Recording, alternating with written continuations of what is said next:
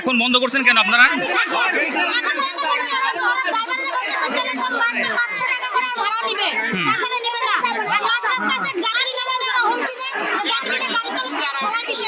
কোথাকার বাস?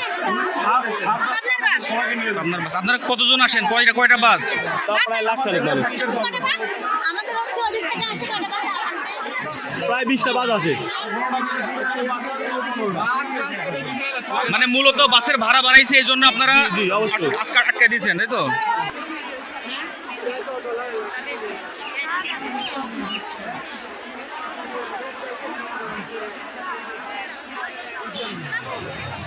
Let's go.